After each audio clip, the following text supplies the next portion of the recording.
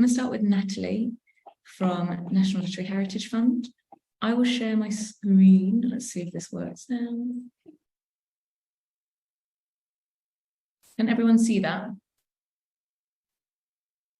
Brilliant. I'll mute myself and just let me know when to move on, Natalie, and I'll do the slides for you. Thank you very much. Thanks very much.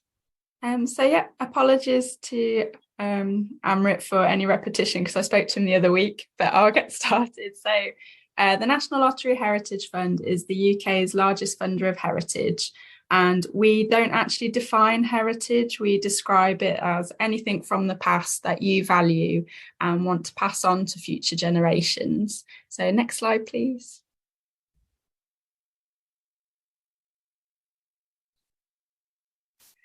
So as that description might suggest, heritage in terms of our view can be a really broad range of things. So the fund is probably most known for things like historic building projects, archaeology sites, monuments, objects, collections and archives. And heritage projects can focus on that sort of thing. But, you know, there's a wide range of other things that heritage projects can involve, such as people's stories and memories, cultural traditions, but also landscape and nature, which I'll focus on a bit more for this presentation because of the nature of the Connecting Roots Forum. So next slide, please. In terms of who we can fund any not-for-profit organisation with a bank account and constitution. So that can include charities, community interest companies, school groups, community and volunteer groups. We can also fund private owners of physical heritage up to £100,000, but only where public benefit outweighs private gain. Next slide, please. So in terms of the amounts that you can apply for, we currently have 3 National Lottery Grants for Heritage programmes open, and we divide these by quantity. So the first one is for amounts of £3,000 to £10,000. So for that type of grant, it's a single round application. It goes to a regional team, so people with local knowledge.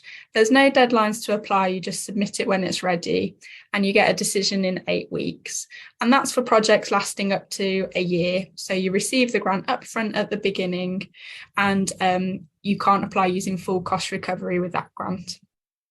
For grants of between £10,000 and £250,000, again, it's a single round application, it's a regional team without deadlines, and you get a decision in 8 weeks. However, what's different is the project can last for up to 5 years. You can apply using full cost recovery, and the grant is paid in instalments. With this size as well, there's an optional project inquiry service. So that means that you can use a form on the website to submit an outline of your project, what you're thinking of, any questions you might have. That will come through to an engagement manager like myself, and we'll be able to send some guidance, such as whether it's actually something that the fund can support, or any points about things you might need to develop or consider before making an application. For the third stream, which is 250,000 to 5 million, it's much more involved because it's for larger sums of money, so it's more complex. That's a 2-round application process, which is divided into development and delivery. This one goes to a regional committee and there's a mandatory expression of interest form. Again, it's an outline of the project, what you want to do and key facts and figures about it. And you're advised whether or not to progress with making an application. If you're advised to progress, there are quarterly deadlines and you receive a decision in 12 weeks. So the development round can be up to 2 years long. Then you come in again to apply for the delivery round, which can be up to 5 years long. Next slide, please. So in terms of the outcomes that projects need to achieve, all projects supported by the fund have to involve a wider range of people in heritage. So that involves thinking about who's currently involved or represented in the heritage, who isn't, and how your project would address that gap. And another important part of that is consulting and working with the people you want to work with to get their feedback to ensure that your project is designed in a way that can meet their needs and interests. So that's really important to make clear in any application that you make. Alongside that mandatory inclusion outcome, the fund also has optional outcomes that can be achieved. And at the moment, a few of those are priorities. So they're on the slide there. Across Walsall, there's lots of great project ideas actually that would really help people develop their well-being and develop their skills. So they seem to be two good priority outcomes for projects across the area. But it's about being proportional. So obviously, if you're applying for a smaller grant, we wouldn't expect you to do all of the outcomes. Excuse me. But if you're doing a larger project, we'd expect the mandatory outcome and maybe a few more of those optional outcomes. It's about what you can do to a high standard within the scale and resources of the project.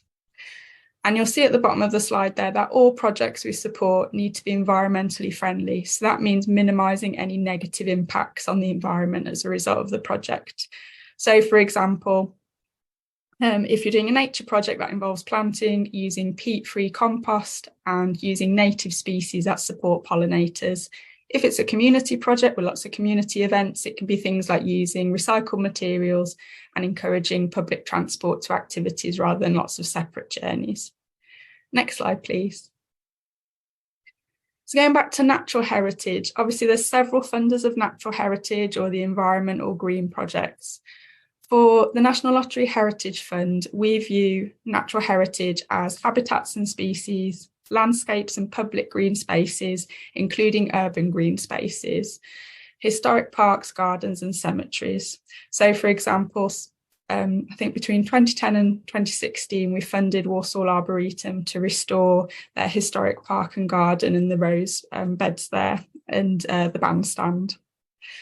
We're currently prioritising projects that support nature's recovery, deliver nature-based solutions to address climate change, and reconnect people to landscapes and nature. So if you're thinking of, oh, is my natural heritage project idea suitable for the Heritage Fund, it will need to meet one or more of those points on the slide there. And it's about not meeting all of them necessarily. It's about being proportional to the amount of money that you're requesting. Next slide, please. So just to give an example of a natural heritage project in Walsall at the moment, the Bumblebee Conservation Trust are doing their Bee Inspired project, and staff members from that project are often in this network. So that's been supported because it's going to enable people to help learn about, get enthused about and care about supporting and nurturing bumblebee populations and protecting the habitats that will enable the recovery of those the bumblebee population. It's also going to set up long-term volunteer groups. So the idea there is the impact and legacy of the project will be that that work can continue after the funding comes to an end. Next slide, please. So not to just read off this slide, but a few things to consider if you decide to apply is obviously we're a heritage funder, so it needs that clear heritage focus. That need of demand and evidence of consultation is important. It's also good to consider potential risks and how you'll manage those. Having a realistic budget, so including contingency and evaluation. A lot of projects fall down on evaluation. They see it as something to just do at the end, but it needs to be done throughout the project. And that relates to good planning and thorough planning of a project so that if you are awarded the money, you can hit the ground running. You've already done consultation with your groups. And that helps it represent overall public value for money because obviously it's lottery players' money that's being used to make these awards. And I've just put on the side of that slide there how to apply. But for all groups in Walsall, they're a priority for the fund at the moment. And I'm the main contact for the fund allocated to Walsall. So there's no question that's viewed as daft. If you've got a question, a query, ideas you want to discuss, or you just want to check if the work that you do could link with heritage and applying for a heritage project, please don't hesitate to drop me an email because that's what I'm here for. Next slide, please. So I've left my email address there and it's in the chat. And I've also put things like the Heritage Fund social media handles in case people want to see some of the other updates from across the region and the UK. And when I send the slides out, there's hyperlinks throughout them to take you to website guidance. But if anyone's got any questions, I really would just encourage people to contact me. So thanks very much.